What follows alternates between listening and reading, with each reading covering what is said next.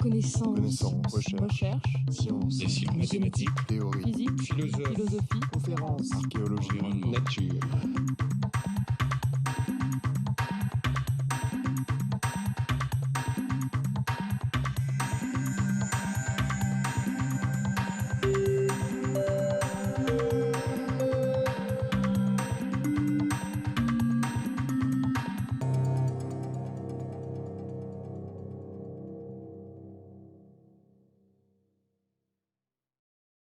On continue dans la construction. Je démarre comme d'habitude. Tout ce cours est construit donc autour de cette question. Vous avez déjà vu plusieurs fois ce schéma, ce dispositif qu'on essaye de construire, nous comme d'autres. Alors, la dernière fois, on a regardé l'aspect cathode ou photocathode.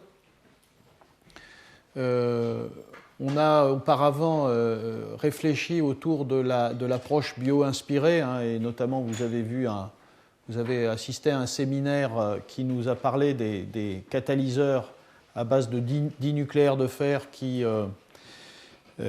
modélisaient les sites actifs des hydrogénases. On peut même penser aux hydrogénases dans ce cas-là. Je vous ai montré un certain nombre de photocatalyseurs à base de cobalt. Et puis, je n'en ai pas parlé à cette occasion, mais je l'ai laissé pour la prochaine fois. Notamment, la prochaine fois, on va s'intéresser à comment on met tout ça en forme sur des électrodes. Et je vous parlerai d'un catalyseur à base de nickel qui est l'une des grandes réussites de notre laboratoire ces derniers mois, qui explore donc des catalyseurs à base de nickel qu'on a mis en forme sur des électrodes et qui ont des propriétés tout à fait extraordinaires. Et ça sera la prochaine fois. J'en ai pas parlé à cette occasion. Cet aspect-là, cathode et photocathode, vous avez vu, ça foisonne pas mal. Il y a beaucoup de choses en ce moment. C'est clairement plus difficile de ce côté-là. C'est plus difficile, en tout cas sur l'approche moléculaire, qui est beaucoup plus récente, même si on commence à avoir des catalyseurs qui commencent à être actifs dans l'oxydation de l'eau en oxygène, donc une sorte de modèle du complexe à manganèse du système photosynthétique dont j'ai parlé souvent. Mais on est souvent, à part quelques très très rares cas, encore avec des métaux de type ruthénium, iridium, et donc ce n'est pas encore satisfaisant. Et je parlerai donc de l'aspect collecte de photons avec des semi-conducteurs. Je parlerai de catalyseurs parce que ça ne suffit pas d'avoir des matériaux qui collectent la lumière, qui font des trous et des électrons excités, mais il faut des catalyseurs. Je l'ai déjà dit, je vais le redire.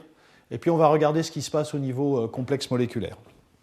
Alors, vous vous souvenez, j'ai déjà présenté cette diapositive la dernière fois. Je la redonne pour redire à nouveau quel est le contexte, et je vais juste parler un tout petit peu d'oxyde de titane, parce qu'il y a énormément de choses qui ont été faites avec des oxydes de titane. Puisque je vous le rappelle, le début de l'histoire, on peut le situer à 1972 avec ce fameux papier donc, de Fujishima et Honda dans Nature qui a montré sans catalyseur qu'on pouvait éclairer de l'oxyde de titane et puis faire de l'hydrogène et de l'oxygène à partir de l'eau. Très très mauvais rendement.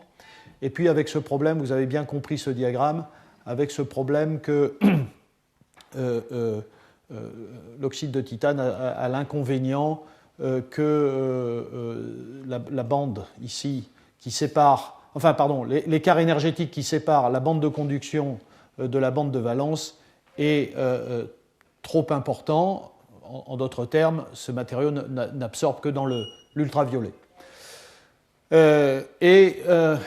Les processus sont lents, donc il faut des catalyseurs. Donc c'est un peu ça les verrous. Il faut des matériaux qui absorbent dans la lumière visible.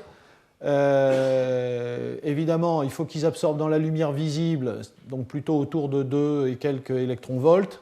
Mais il ne faut pas, comme l'oxyde de fer ou l'oxyde de tungstène, que l'une des bandes qu'elles soient de valence ou de conduction, soient mal placées par rapport au couple H2O-O2 ou au couple H2H2O. Et c'est bien ce qui se passe pour ces matériaux ou ceux-là qui ne peuvent pas soit réduire l'eau, soit l'oxyder. Il faut des catalyseurs parce que, vous voyez, quand la lumière excite un élément photoactif à l'intérieur du matériau, vous créez des électrons excités, vous créez des protons. Simplement, il faut aussi que ces espèces actives puissent atteindre la surface et réagir avec les molécules d'eau. Et donc, au cours de ce trafic, eh bien, vous avez toutes les chances, si le processus se fait mal, je le redirai, si ce processus se fait mal, qu'il y ait des recombinaisons de charges, que vous ayez les trous avec les électrons, et dans ce cas-là, vous n'avez fait que consommer des photons sans rien créer comme chimie. Donc, il faut faciliter ces transferts d'espèces actives, et en surface, de préférence, il faut des catalyseurs, parce que plus ça va aller vite de ce côté-là, et moins les trous et les électrons attendront, et donc moins ils attendent et moins ils se recombinent. Voilà. Voilà une autre façon de dire les choses. Hein, c'est en gros, à nouveau, voilà, vous avez après excitation un trou qui doit oxyder l'eau, enfin réagir avec de l'eau et l'oxyder en oxygène, et les électrons excités peuvent être envoyés sur une autre partie ou un autre élément du dispositif à un potentiel suffisamment réducteur pour que ces électrons réagissent avec l'eau pour donner de l'hydrogène. C'est un schéma très simplifié d'un diagramme énergétique d'une cellule photoélectrochimique qui est exactement ce qu'on veut faire. Donc à nouveau, hein, le cahier des charges pour ces matériaux, c'est absorption dans le visible, stabilité à la lumière, c'est très important, hein, parce qu'il y a beaucoup de photocorrosion dans ces matériaux. Il faut évidemment des énergies, des bandes de valence et de conduction adaptées, c'est-à-dire que cette énergie, évidemment, elle doit être plus basse que... ce trou doit être plus oxydant, suffisamment oxydant pour oxyder l'eau, et cet électron doit être suffisamment réducteur pour réduire l'eau en hydrogène. Transport des charges dans le semi-conducteur doit être efficace. Il faut évidemment que les surtensions soient les plus faibles possibles. Et évidemment, il faut que vous ayez des matériaux les moins chers possibles si vous voulez qu'un jour ces dispositifs soient utiles. Alors, quel est le gap énergétique le plus adapté par rapport à ici, vous voyez le spectre solaire, hein, voilà à peu près la forme du spectre solaire. Comme vous le voyez, et c'est pour ça qu'on se pose la question de l'absorption dans le visible, hein, c'est qu'il y a très peu d'absorption dans l'ultraviolet. Donc, tous les critères que j'ai indiqués, c'est-à-dire une absorption dans le visible et en même temps être suffisamment au-dessus de 1,23 volts hein, pour pouvoir faire cette cassure de l'eau en hydrogène et en oxygène, eh bien, les calculs montrent qu'il faut être en dessous de 3 électronvolts, sinon là vous êtes vraiment trop dans l'UV, et il faut être non pas à 1,2 électronvolts, mais plutôt à 1,9, parce qu'il y a un certain nombre de pertes thermodynamiques et cinétiques qu'on évalue à 0,3 plus 0,4, vous voyez 0,7, j'arrive à 1,9. Hein. Donc, voilà, donc il faut être entre 400 et 650 nanomètres. Et les meilleurs matériaux donc, vont être autour de 2 à 2,5 électronvolts. C'est là qu'il faut chercher les meilleurs matériaux. Alors, quand vous regardez la littérature, vous avez, ce qui est important, c'est de regarder l'efficacité de votre matériau. Alors, l'efficacité de votre matériau, vous pouvez, par exemple, hein, puisque tout est fait pour faire soleil plus eau donne de l'hydrogène, hein, l'objectif est de produire un carburant à partir du soleil, hein, de stocker l'énergie solaire en hydrogène, c'est ça le but. Et donc, ça peut être l'énergie sous forme d'hydrogène par rapport à l'énergie solaire envoyée. Donc, le type de données qu'il faut regarder, c'est le rapport suivant, c'est la densité de courant en ampères par mètre carré, par exemple, multiplié par cette différence de tension. V redox, c'est 1,23 volts.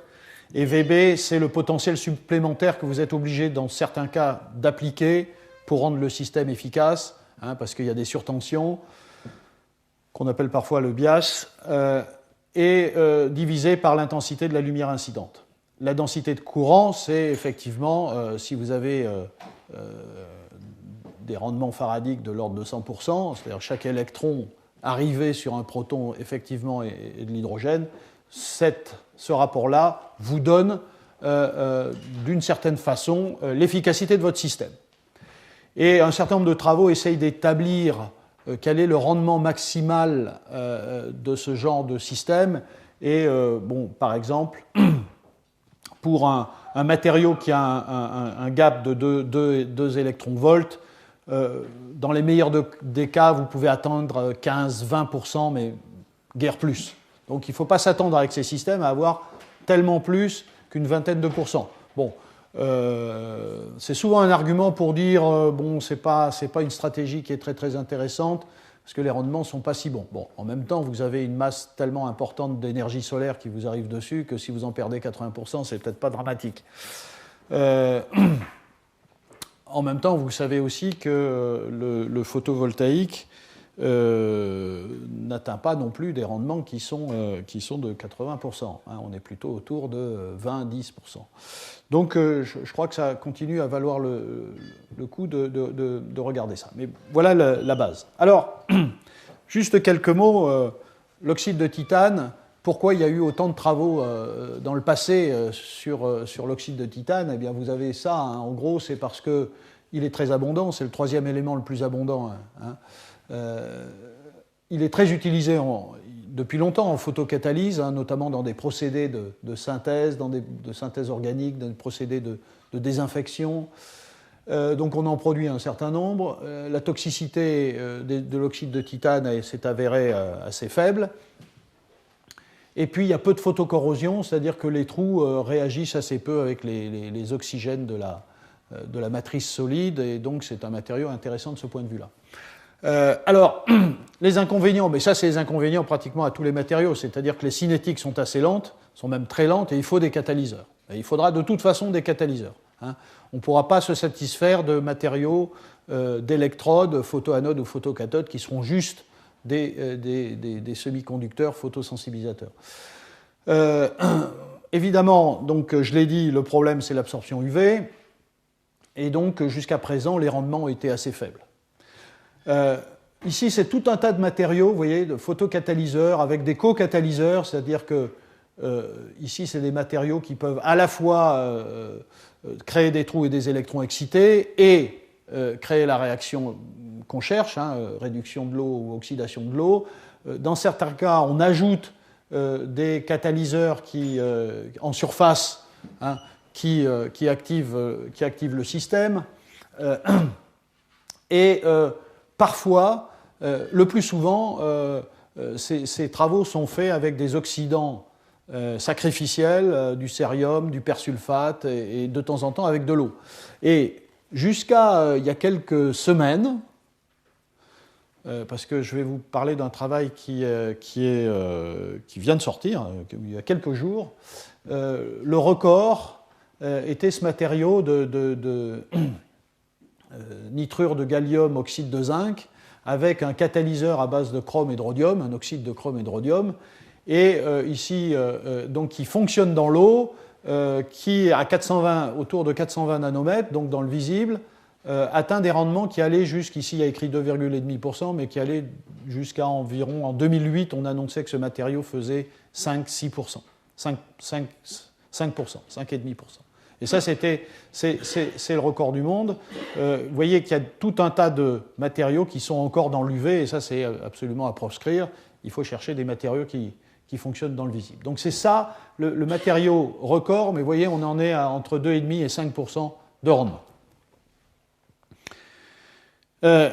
Alors, un matériau sur lequel beaucoup de gens s'excitent, et notamment Grätzel a fait beaucoup de choses sur Fe2O3, sur l'oxyde de fer. Donc c'est l'oxyde de fer, Fe2O3, qui a beaucoup beaucoup d'avantages. Enfin, le premier, c'est qu'il est encore plus abondant et pas cher du tout. Qu'il est à son gap est à 2,1 électronvolts, ce qui est à peu près 539 nanomètres. Et donc il absorbe dans le visible, donc c'est très très intéressant, et que c'est un matériau qui est assez stable. A l'inverse, il y a quand même un certain nombre d'inconvénients. Le premier, vous le connaissez, c'est que cette bande de conduction est en dessous du couple H2O, donc ça veut dire que vous n'avez pas l'énergie, ces électrons n'ont pas l'énergie pour réduire l'eau en hydrogène, donc il va falloir rajouter soit un potentiel, donc de l'énergie supplémentaire, soit vous allez travailler avec une photocathode de l'autre côté pour ajouter, notamment par l'énergie lumineuse, l'énergie supplémentaire. C'est en général un matériau qui donne de faibles rendements parce qu'il y a une faible réactivité des trous en surface et la diffusion des trous et des électrons à l'intérieur du matériau est lente. Donc il faut trouver des solutions pour régler ces problèmes. Et ces problèmes, de quoi s'agit-il? Ça se traduit par des surtensions relativement importantes et la nécessité de catalyseurs, la nécessité aussi nécessité de doper le matériel. Voilà. Alors, quels sont les développements récents? Vous voyez, je parle de travaux qui ne sont pas plus vieux que 2006 d'abord et puis 2009 très récemment. C'est d'abord l'approche, que moi personnellement je ne connais pas bien, qui est tout le design du matériau lui-même et la préparation du matériau solide, de l'oxyde. Ça passe par du dopage avec de la silice, par exemple, qui marche assez bien. Et puis il y a un gros travail autour de la nanostructuration des électrodes. Et une approche, par exemple ici, qui a été développée par Grätzel en 2006, vous voyez, c'est de construire des nanocolonnes ici. Vous voyez, ici c'est 50 nanomètres. Alors là, vous avez une image par microscopie électronique où on voit ces sortes de choux-fleurs ici de tiges d'oxyde de fer. Et l'intérêt, c'est que voilà, la distance de chaque trou et d'électrons, de là où ils sont créés jusqu'à la surface, est courte, et ce qui fait que les récombinaisons de charges sont maintenant en compétition avec la réaction en surface du trou et de l'électron. Enfin là, l'électron il part dans le circuit, mais de la réaction du trou avec l'eau pour faire de l'oxygène. Donc il y a tout un travail de structuration du matériau pour répondre à toutes ces contraintes de vitesse de transfert des espèces actives au sein du matériau lente et de réactivité lente à la surface. Je crois que, il me semble que Grätzel a été un des premiers à combiner à la fois cette nanostructuration des matériaux et l'ajout d'entités métalliques pour la catalyse. Donc, et ici, c'était du cobalt.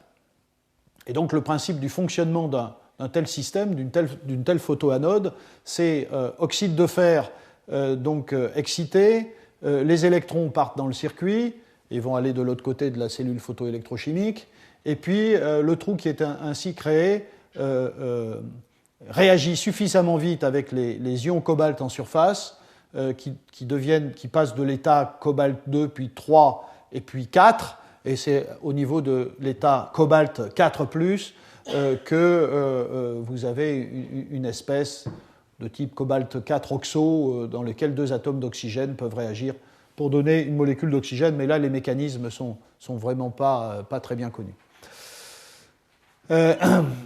Plus récemment, c'est Gamelin qui a développé ça aux États-Unis. C'est des travaux dans lesquels les oxydes de fer sont exploités. Donc il y a beaucoup de choses sur les oxydes de fer. Encore une fois, c'est vraiment une sorte de matériau idéal pour ça.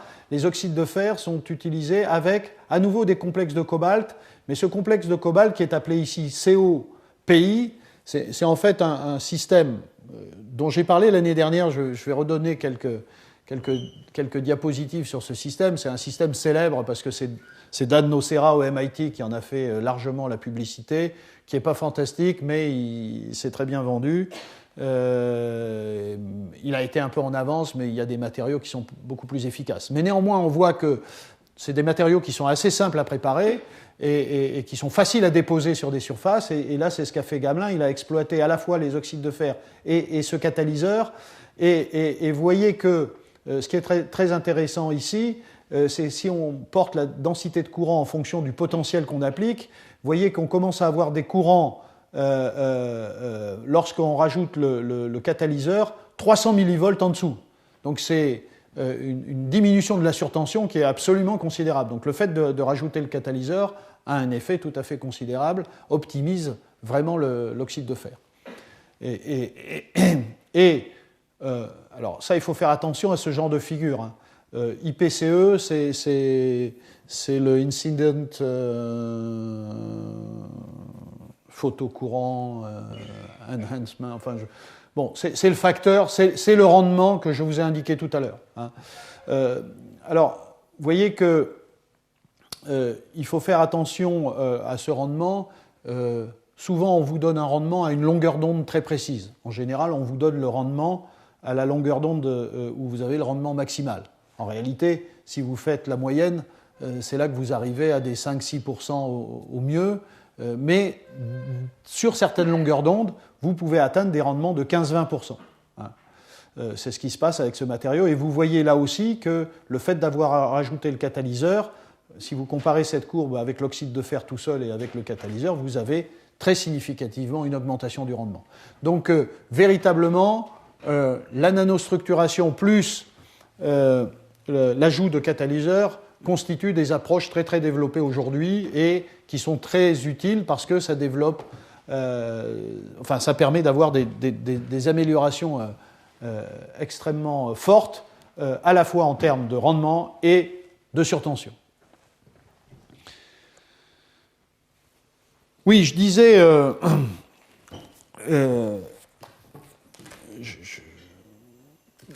que l'oxyde de fer est un matériau très très intéressant. Bon, ici je parle de l'oxyde de tungstène pour la raison suivante, c'est le travail qui a été présenté, qui est sorti dans le JACS il y a quelques jours, où il y a un ou deux numéros.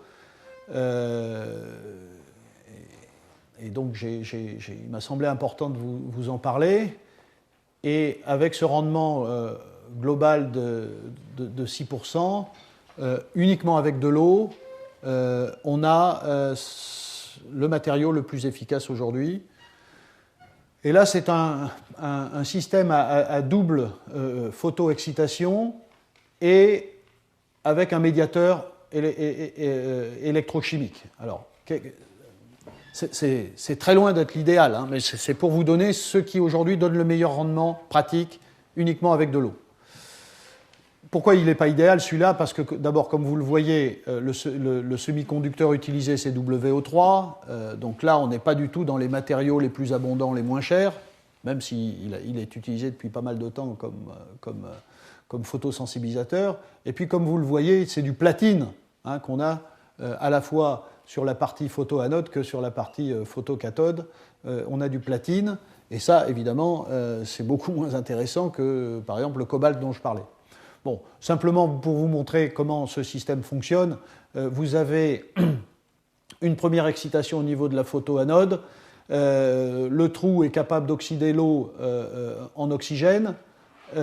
Cet électron dans cette bande de conduction de WO3 n'est pas assez énergétique pour réduire directement les protons en hydrogène.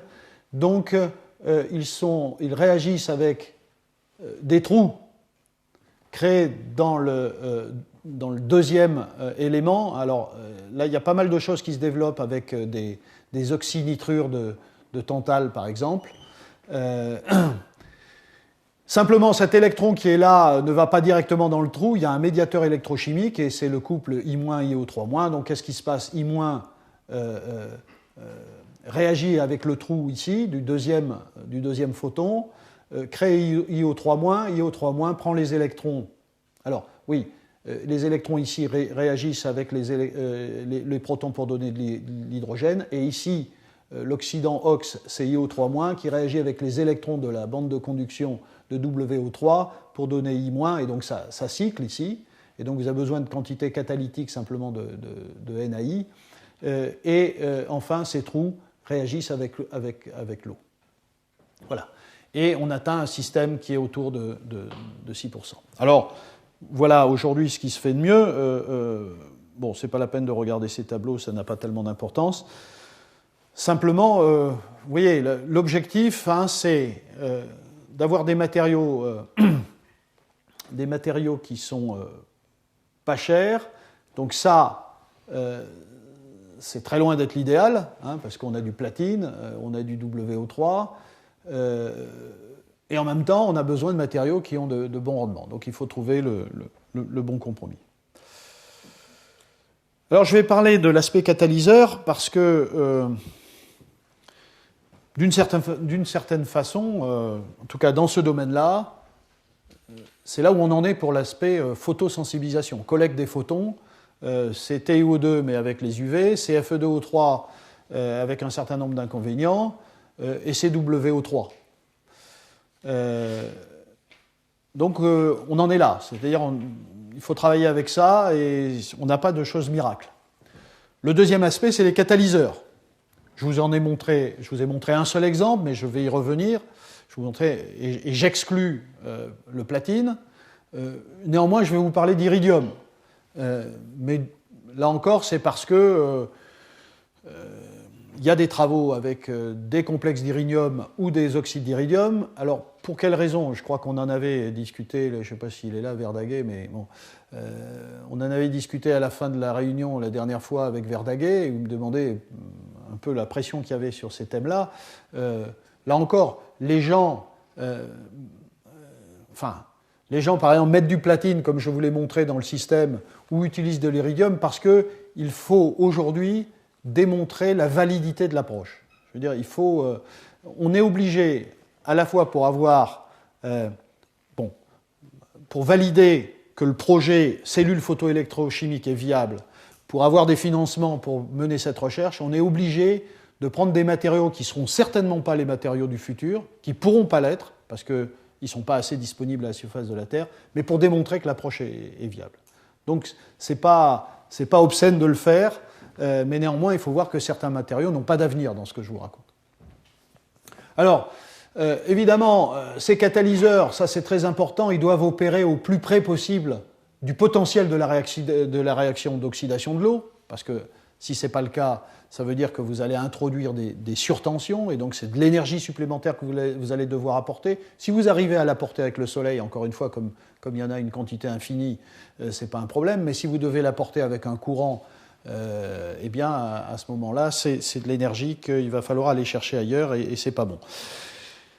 Bon, ils doivent être stables, ça c'est le principe de tout catalyseur. Dans ce cas-là, évidemment, comme il y a de la lumière, il y a des phénomènes de photocorrosion qui sont très importants. Et donc je vais parler des développements actuels qui tournent autour essentiellement de l'iridium et du cobalt.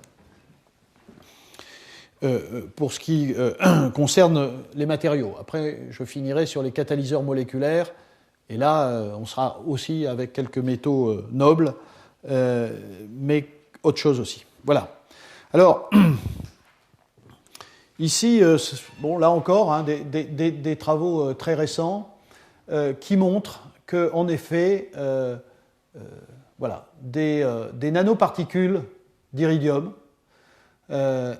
d'oxyde d'iridium, en solution ou déposées sous forme de fils sur des électrodes de carbone, ou dans des systèmes un peu plus complexes que je détaillerai tout à l'heure, avec les premières cellules photoélectrochimiques réelles fondées sur ces matériaux, sont en effet des catalyseurs assez efficaces pour faire cette chimie d'oxydation. Premier exemple ici, vous voyez, c'est les premiers travaux, c'est surtout Tom Mallouk qui développe ces travaux aux États-Unis. ici, je parle de catalyse, donc il faut rajouter un photosensibilisateur si vous voulez voir quelque chose en termes de photo-oxydation de l'eau. Alors là, on retombe sur des approches assez classiques, notamment, vous savez, les fameux complexes ruthénium-bipyridine dont j'ai parlé à maintes reprises. Eh bien, si vous combinez un tel photosensibilisateur qui est capable effectivement de prendre les photons, d'être excité, et si vous avez un accepteur d'électrons sacrificiel, qui est ici du persulfate, eh bien, cet oxydant-là est capable d'oxyder l'eau en oxygène, moyennant que vous ayez de l'oxyde d'iridium. Et on atteint des fréquences de turnover qui sont pas inintéressantes. Je pense que si on se donne comme objectif un catalyseur avec une centaine par seconde, on est déjà pas mal si on le rapporte à la quantité d'énergie solaire par unité de surface. C'est quelque chose qui est tout à fait intéressant. Des surtensions relativement faibles. Voilà, donc ça a été les premières approches. Ici, simplement pour montrer qu'on peut déposer des nanoparticules vous voyez, c'est des travaux récents, 2009, d'oxyde d'iridium sur des électrodes de carbone, appliqués à un potentiel. Ici, l'oxydant vient de l'électrode, c'est de l'énergie électrique. Et on a des fréquences de turnover qui est de l'ordre de la dizaine, avec des surtensions qui sont relativement faibles. Et avec de bons rendements faradiques, tous les électrons qu'on envoie, qu'on récupère, se traduisent en oxydation de l'eau en oxygène. Voilà. Ici, donc, c'est un travail tout récent qui est paru dans le JACS en 2009, voilà, qui est constitué de la façon suivante. C'est un film d'oxyde de titane. Alors ici, l'oxyde de titane n'est pas utilisé comme photosensibilisateur. À nouveau, ce qu'on veut, c'est éclairer avec de la lumière visible.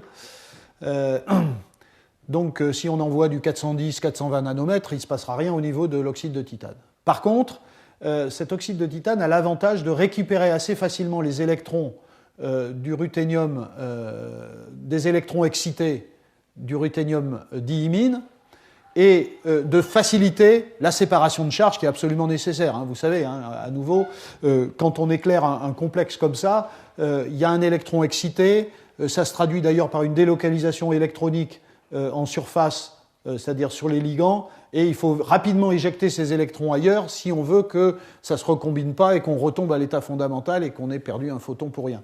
Donc le système ici est intéressant, et ici Malouk et Tom Moore aux États-Unis ont construit ce système dans lequel ils ont greffé des complexes de ruthénium avec des parties phosphonates, j'en reparlerai la prochaine fois, sur des films de TiO2. Et de l'autre côté, avec ces groupements de type malonate, également créés sur les bipyridines, donc là il faut un peu de chimie organique, eh bien ces groupements malonates accrochent des particules d'oxyde d'iridium. Et là, on a un système qui fonctionne. On a une cellule photoélectrochimique qui est complétée, alors malheureusement avec du platine. Vous voyez, c'est toujours la même démarche. Les gens qui travaillent dans ce domaine-là ne travaillent pas obligatoirement dans celui-là, mais on voit bien que ce que j'ai raconté la semaine dernière, nous, on travaille beaucoup sur l'aspect photocathode ou cathode, et c'est sûr qu'on pourrait combiner nos travaux avec cela pour faire une vraie cellule photoélectrochimique où il n'y aurait pas un seul métal noble ou le moins noble possible. En l'occurrence, ici, vous voyez que c'est du ruthénium, donc ce n'est pas non plus satisfaisant. Bon, ouais, il y a tellement de choses à prendre en compte qu'on avance petit à petit. Bon, simplement, donc, en éclairant à 410 nanomètres, en rajoutant un petit bias parce qu'on est obligé, parce que les électrons qui arrivent dans le TiO2 ne sont pas assez énergétiques pour aller réduire les protons sur le platine ici, donc il faut leur rajouter un peu d'énergie. Néanmoins, c'est un système qui marche, et comme vous le voyez ici, sous éclairement, ce système est capable de créer des courants d'une vingtaine, trentaine de microampères. Ce n'est pas encore extraordinaire, mais ça valide le concept. Alors, les rendements sont assez mauvais dans ce cas particulier, eh bien, tout simplement parce que Le ruthénium oxydé, qui est l'oxydant qui est créé ici par photoréaction, n'oxyde pas assez vite l'oxyde d'iridium. Vous voyez, 2,2 millisecondes pour ce transfert d'électrons. Ça, c'est le ruthénium oxydé, ça, c'est l'oxyde d'iridium. Et c'est une fois que l'oxyde d'iridium est oxydé qu'il réagit avec l'eau pour donner de l'oxygène. Donc, cette réaction a une durée de vie de 2,2 millisecondes, alors que le transfert d'électrons de TiO2 back to l'oxyde d'iridium, c'est 0,37 millisecondes. Donc, il y a des recombinaisons trop efficaces. Donc là, il y a un inconvénient, mais ça veut dire qu'il faut changer un certain nombre de choses. Mais ça, c'est vraiment une des toutes premières cellules photoélectrochimiques qui marche. Voilà. Bon, je crois que ce n'est pas nécessaire de redonner ça. C'est pour vous dire que... voilà le fameux Dan Nocera, un prof MIT, qui est une star actuelle dans le domaine, et en particulier parce qu'il a pu montrer qu'en électrolysant des sels de cobalt, enfin, en réalité, il a pu remontrer qu'en électrolysant des sels de cobalt, il faisait précipiter des nanoparticules de cobalt qui ont été plus ou moins caractérisées comme des oxydes, hydroxydes, phosphates de cobalt, qui se déposent sur une surface conductrice, et ce matériau a des propriétés intéressantes de catalyse, d'électro-oxydation de l'eau en oxygène. Et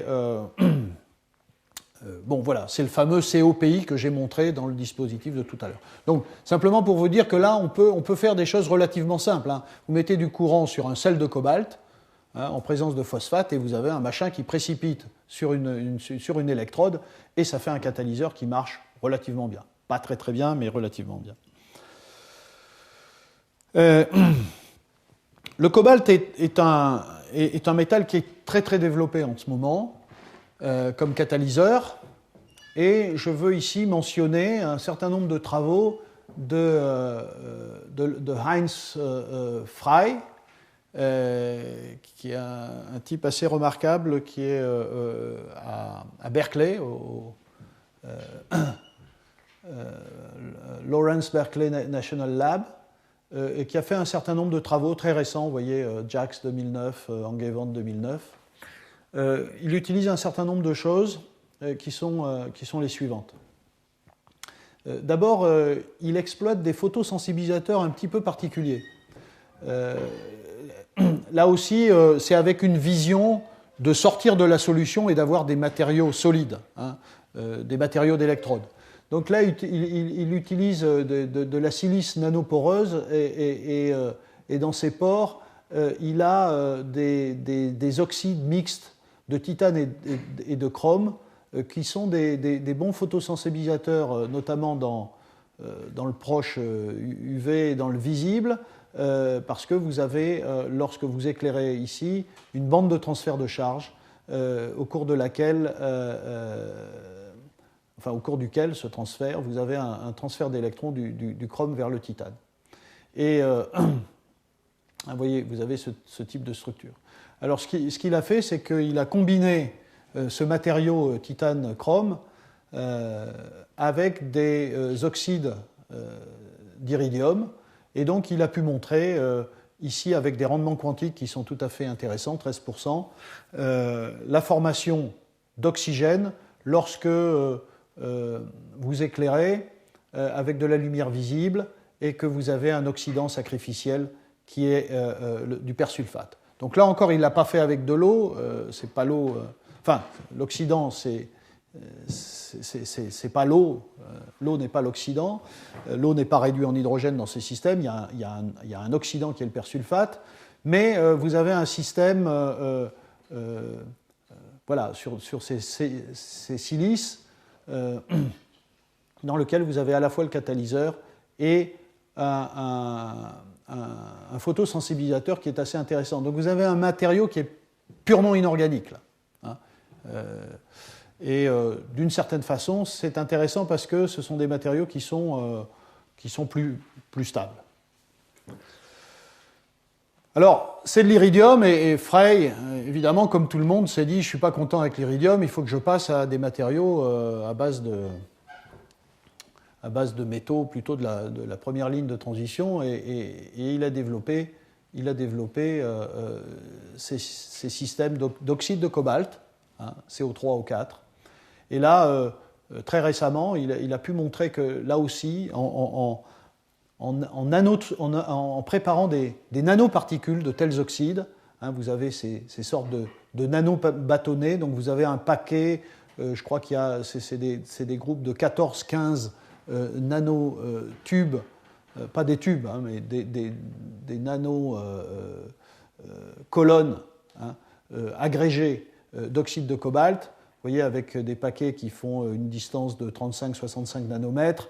Chaque barre ici a un diamètre, oui, c'est le diamètre, pardon, un diamètre de 7 nanomètres et une longueur de 50 nanomètres. Donc, ces entités-là qu'on voit, peut-être que vous voyez, mais qu'on voit mal ici, qui ont été étudiées un peu par microscopie électronique, sont des catalyseurs tout à fait intéressants. Et là, vous voyez, toujours pareil, pour valider l'approche, eh bien, c'est un système dans lequel vous avez donc, il n'y a pas eu de cellule photoélectrochimique encore créée avec ça, mais vous avez un oxydant sacrificiel, vous avez une illumination à 476 nanomètres, et vous avez encore notre fameux bipyridine ruthénium comme photosensibilisateur. Mais ça montre que ça marche. Et surtout, ce que montre ce travail-là, vous voyez, avec des fréquences de turnover qui sont tout à fait impressionnantes, hein, de 1140 par seconde pour le cluster et 10.2 par cobalt, avec des faibles surtensions et de bons rendements quantiques, c'est que cette fameuse structuration est tout à fait importante. Il a comparé ici avec des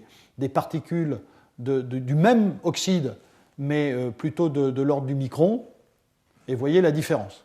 Donc là, à nouveau, vous voyez, hein, enfin, parfois on rigole sur le fait qu'on n'arrête pas de parler de nanotechnologie et de nano-objets, et que c'est la tarte à la crème. Bon, moi aussi je le fais de temps en temps, hein, mais en réalité, derrière, il y a un vrai effet de la structuration à l'échelle nanométrique des matériaux. Et ça, c'est un assez bel exemple, je crois. Voilà, bon.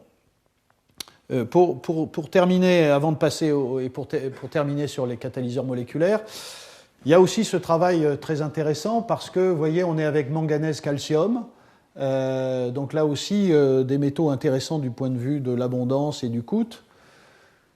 Et voilà, c'est un travail qui a été fait, je ne sais pas quand, récemment, vous voyez, 2010. Hein.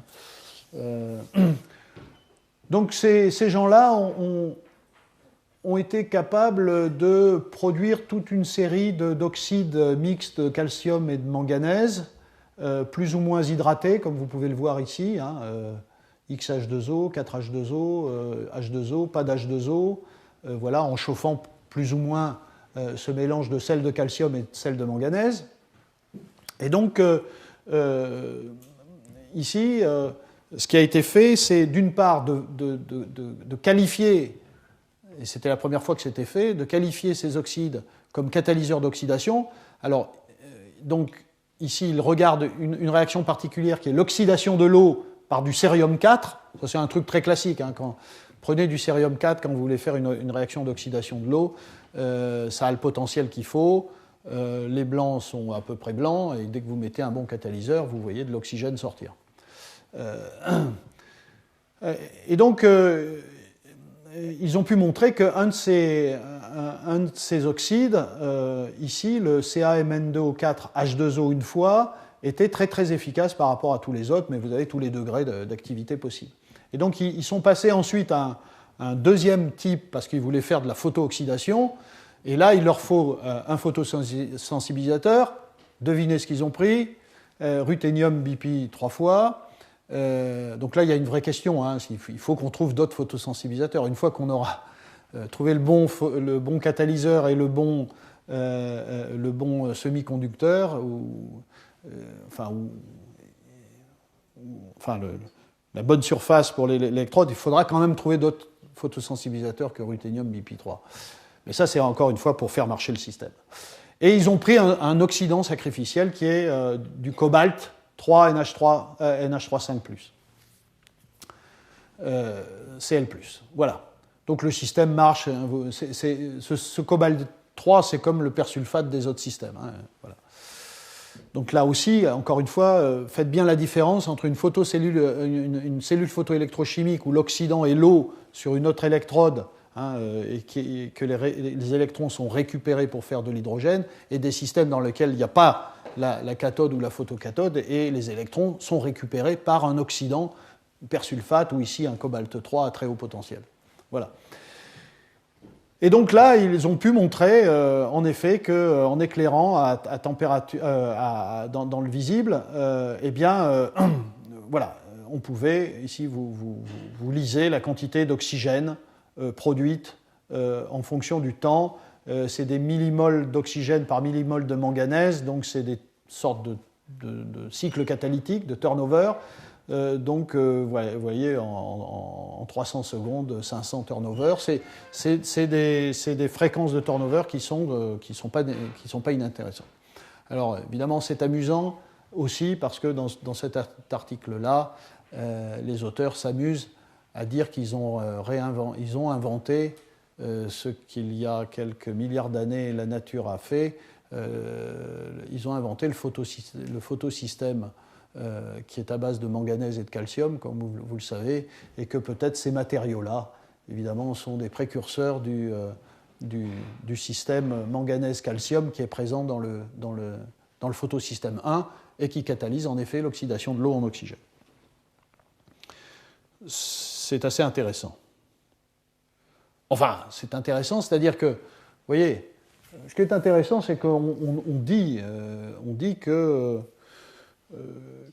l'oxygène à la surface de la Terre est une preuve de l'arrivée de la vie, qu'il n'y a pas d'oxygène sans vie parce que c'est l'arrivée de systèmes photosynthétiques qui est responsable de l'augmentation progressive de l'oxygène dans notre atmosphère. Événement évidemment extrêmement important pour l'évolution de la vie. Mais bon, des travaux comme ça montrent que certains matériaux de type manganèse-calcium sont en effet doués pour catalyser, en présence de lumière et d'un oxydant, l'oxydation de l'eau. Voilà. Alors, catalyseur moléculaire. Donc là, j'ai parlé de matériaux. Alors, il y a énormément de choses qui se passent sur les catalyseurs moléculaires, et tout simplement parce que les chimistes aujourd'hui ont comme rêve ou comme ambition de copier la chimie développée par une molécule particulière qui est le photosystème 1. Et plus particulièrement, le petit catalyseur à base de manganèse et de calcium, dont je viens de parler, qui est au cœur du photosystème 1 et où se fait l'activation de l'eau et son oxydation. Alors, comme vous allez le voir, il n'y a pratiquement pas, moi je considère qu'il y en a un, je vais le montrer, un seul complexe vraiment biomimétique du photosystème 1. Tout le reste, c'est éventuellement des complexes qui prennent en compte certaines caractéristiques du photosystème 1 qu'on commence à comprendre, mais qui en sont assez éloignés, et c'est les premiers que je montre. En particulier des systèmes à base de ruthénium. Bon, ça c'est quelque chose que j'avais montré déjà l'an dernier, je vais passer assez vite, mais je crois qu'il est assez historiquement intéressant de signaler le complexe de Meyer de 1982, qui est le Blue Dimer, plus connu sous le Blue Dimer, parce que c'est le premier qui a été montré comme pouvant catalyser l'oxydation de l'eau, par exemple avec du cérium. Et vous voyez, c'est un système très simple de ruthénium et de bipyridine sur chaque ruthénium. Puis après, il y a eu beaucoup d'élaborations autour de ces complexes, avec toutes sortes de ligands originaux. Tumel a fait ça, Sun plus récemment, vous voyez un peu les complexes qui ont été préparés. Liobet en Espagne. Et vous voyez qu'on commence à arriver à des nombres de cycles catalytiques importants. Jusqu'à il y a pratiquement 2-3 ans, quand on arrivait à une dizaine de cycles catalytiques, on faisait un papier dans le JACS ou dans Gevant Chemistry. Aujourd'hui, on en est à plusieurs milliers de cycles catalytiques avant que le système s'écroule. Alors il s'écroule, bien sûr, parce qu'on crée un système très très oxydant. Il y a des morceaux organiques qui s'oxydent, se suroxydent, et le catalyseur se dégrade et s'arrête parce qu'il ne fonctionne plus. Bon, voilà, la démarche, c'est du ruthénium, en général avec des ligands pontants, et puis, vous voyez, beaucoup de systèmes avec des ligands azotés. Bon, voilà, ça marche. Il y a eu des choses... Alors, le truc le plus étonnant, c'est que tout le monde pensait et s'acharnait à faire des complexes polynucléaires d'ions métalliques, parce que comme le photosystème 1 a choisi de prendre 4 manganèses, un calcium, il fallait à tout prix penser qu'il fallait plusieurs ions métalliques combinés pour faire cette chimie. Et en réalité, depuis quelques années, les gens ont très bien montré qu'un seul atome métallique suffisait pour fixer de l'eau et l'oxyder par des mécanismes qui ne sont pas encore bien connus, l'oxyder en oxygène. Donc il y a eu des travaux comme Tumel avec du ruthénium et Bernhardt avec de l'iridium. Et là, vous voyez, avec des oxydants sacrificiels comme le cérium, on arrive à plusieurs milliers de cycles catalytiques. Voilà. L'étape suivante, ça a été de faire de la photooxydation avec ces complexes moléculaires. Ça, c'est peut-être un des premiers travaux. Je ne rentre pas dans le détail. C'est toujours la même démarche. Et ça fonctionne. Pas très très bien, mais ça fonctionne. Vous prenez un photosensibilisateur, vous prenez votre catalyseur. Ici, c'est le complexe de Meyer, Thomas Meyer. Et puis vous prenez un oxydant sacrificiel comme le persulfate. Vous éclairez et vous êtes capable d'oxyder l'eau en oxygène. Toujours à partir de ruthénium. Donc ça, c'est des choses qui sont connues dans la scène parisienne. C'est les polyoxométallates. Les polyoxométallates qui peuvent incorporer des entités catalytiques. Ici, c'est la combinaison donc, d'un polyoxométallate, donc un ligand purement inorganique, qui prend des petits morceaux d'oxyde de ruthénium. Ici, c'est un tétranucléaire de ruthénium que vous voyez ici. Hein. Et ça, c'est Craig Hill qui a publié ces travaux-là en 2008 et 2009. Et toujours pareil, à partir de ces entités-là, vous pouvez faire de la photooxydation de l'eau en oxygène, y compris, enfin, vous pouvez faire de la photooxydation, toujours pareil, complexe photosensibilisateur à base de ruthénium, oxydant sacrificiel et votre catalyseur. Voilà. Et plus récemment, un article de Science en 2010, c'est-à-dire que l'évidence que le cobalt pouvait constituer, vous voyez ce qu'a fait Hill dans le travail qui est présent là sur l'écran, c'est du ruthénium à nouveau. Parce que dans l'histoire, les gens ont commencé, notamment avec Thomas Meyer et son fameux Blue Dimer, ont commencé à penser que le ruthénium était vraiment le truc qui pouvait aller très loin en termes d'oxydation catalytique de l'eau. Donc les gens se sont concentrés beaucoup sur le ruthénium. Et ce que fait Hill, c'est vraiment dans la ligne. Hein, je prends du ruthénium. Et puis quand, finalement, je crois que c'est à partir de là, hein, quand Nocera, Dan Nocera, que je vous ai présenté, tout d'un coup montre que des complexes de cobalt relativement simples font bien cette chimie de catalyse d'oxydation de l'eau, à ce moment-là, il y a un engouement autour du cobalt. C'est pour ça que Hans Frey, que je vous ai montré avec des oxydes de cobalt, et puis là, Hill, qui se dit je vais mettre du cobalt à l'intérieur de mes polyoxométallates plutôt que de mettre du ruthénium, et il obtient un catalyseur qui est beaucoup plus efficace que celui de ruthénium, et qui lui vaut d'avoir été publié dans Science il n'y a pas si longtemps, en 2010. Et voilà, et toujours évalué de la même façon avec...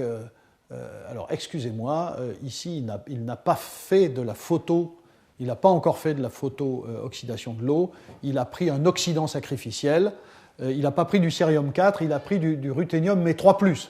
Attention, hein, le photosensibilisateur, c'est Ru2+, évidemment, Ru3+, oxyde de l'eau, puisque ce photosensibilisateur, quand il a perdu un électron, il devient un ruthénium 3 et il oxyde bien l'eau. Donc on peut prendre du ruthénium 3+, comme oxydant, et si vous le mélangez avec de l'eau, il ne se passe rien, et si vous rajoutez ce catalyseur, vous avez la formation d'oxygène.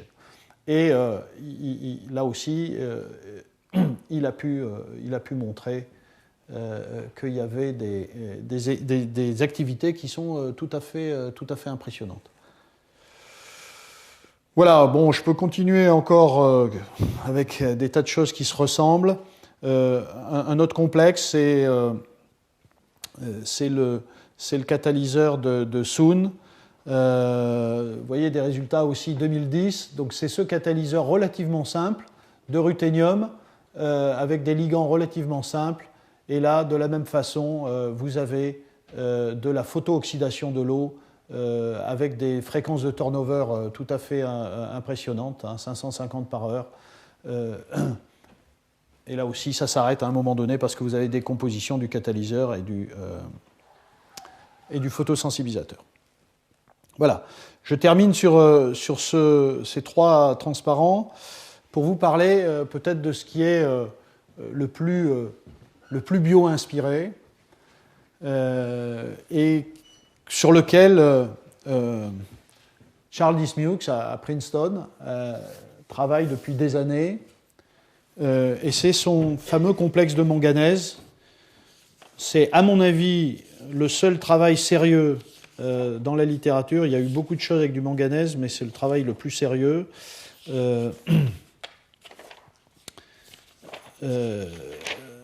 Voilà, sur un modèle du photosystème. Alors, j'ai représenté ici la densité électronique. Vous savez, bon, le photosystème, j'en ai parlé largement l'année dernière. J'en ai présenté quelques aspects au début de cette série de cours. On a des hypothèses. On est encore allé, malgré la disponibilité d'informations structurales tout à fait impressionnantes, mais encore avec des résolutions qui sont améliorées, on a des informations tout à fait intéressantes. Mais aussi bien sur l'organisation fine de ce fameux cluster de manganèse et de calcium que sur les mécanismes, il reste encore beaucoup à faire. Donc il y a encore toutes sortes d'hypothèses dans la littérature sur la façon dont sont structurés ces atomes de manganèse et de calcium. Parce que vous voyez, c'est ça la densité électronique, vous pouvez y mettre ce que vous voulez dans n'importe quel ordre. Mais néanmoins, l'idée, c'est que vous voyez, vous avez 4 atomes de manganèse violet ici, un atome de calcium et des atomes d'oxygène en rouge. Et ici, l'organisation, l'hypothèse qui est présentée ici et qui est simplifiée là, c'est que vous avez un cube et les 4 manganèses ne sont pas dans le cube. Il n'y en a que 3 et l'autre site est occupé par un calcium et le manganèse est ici exogène mais lié à un oxygène pontant. Bon, alors, il n'y a aucun complexe synthétique qui a été capable de reproduire cette organisation-là jusqu'à présent. Néanmoins, Dismukes a été le premier à faire un complexe tétranucléaire de manganèse que vous voyez ici au sommet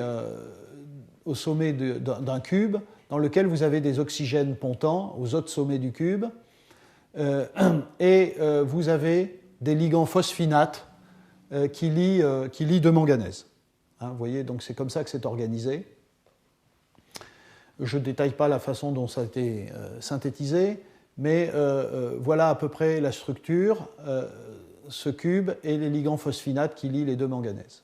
Donc c'est un tétranucléaire de manganèse, et il y a un certain nombre de travaux qui montrent, donc avec 2 manganèse 3, 2 manganèse 4, et une des propriétés de ce complexe, la dia est un peu compliquée, mais je vais vous mettre le doigt sur les choses les plus simples, c'est que, voilà, d'abord, ce complexe est capable d'évoluer dans 2 états redox relativement stables, c'est-à-dire vous pouvez l'oxyder, vous voyez, autour de 0,85 volts par rapport à GHGCl, dans l'état 1+, j'appelle 1 le complexe synthétisé, vous pouvez l'oxyder et le réduire, et donc vous avez un couple redox là.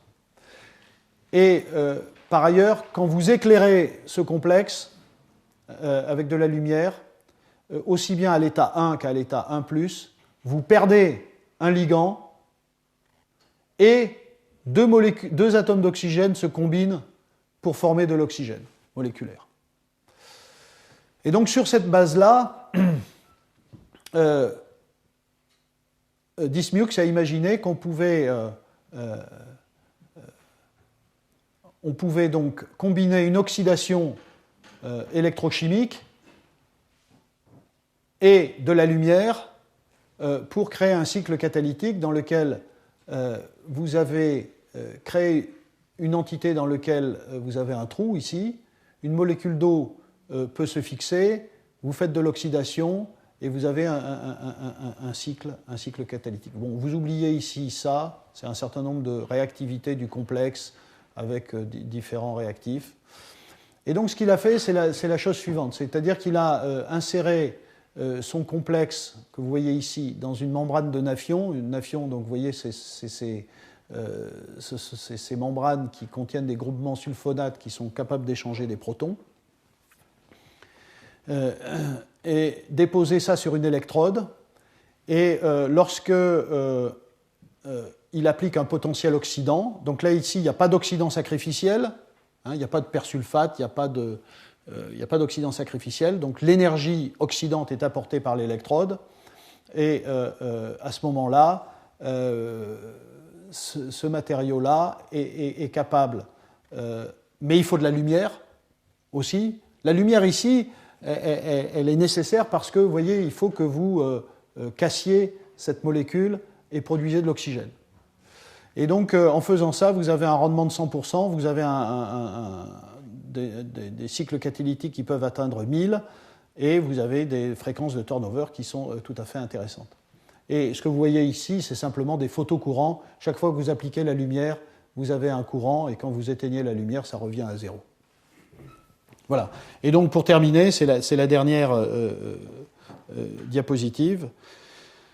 En 2010, donc très récemment, à partir de ce matériau, il a été capable de construire une cellule photoélectrochimique, une vraie cellule photoélectrochimique, qui est constituée de la façon suivante. Vous avez une cathode, c'est du platine, à nouveau. Alors ça, c'est pour que les électrons puissent arriver et réduire les protons en hydrogène. Et sur la partie photoanode, vous avez un photosensibilisateur fixé sur TiO2, mais là aussi, je dis ce que j'ai dit la dernière fois, ce TiO2, c'est un élément qui permet de faciliter la séparation de charge. Et le catalyseur à base de manganèse est utilisé pour oxyder, une fois que vous avez créé des trous ici, oxyder l'eau, catalyser l'oxydation de l'eau en oxygène. Alors, voilà. Ici, c'est un schéma pour montrer que ça ressemble au photosystème, où vous avez le tétranucléaire de manganèse photosynthétique de la même façon que le manganèse de Dismukes. Vous avez un certain nombre d'acides aminés qui permettent le transfert de protons. Ici, il a du Nafion. Vous avez le photosensibilisateur naturel, le pigment 680, et lui, il a le ruthénium BP.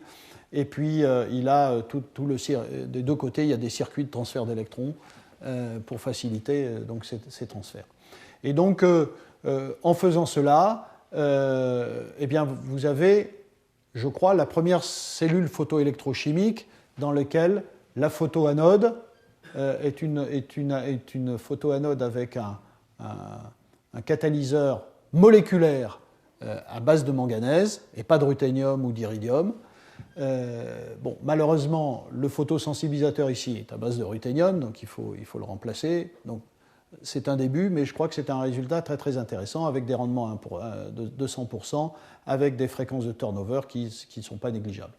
Voilà. Donc voilà où on en est.